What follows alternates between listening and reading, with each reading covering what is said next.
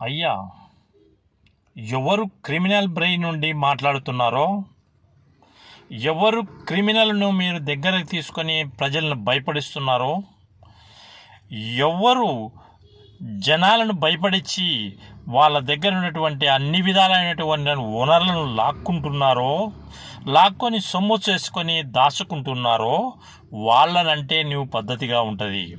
జగన్మోహన్ రెడ్డి క్రిమినలా? జగన్మోహన్ రెడ్డి అనే వ్యక్తి ప్రతి ఒక్కరికి సహాయం చేసినోడే కానీ ఆయన క్రిమినల్ కాదు.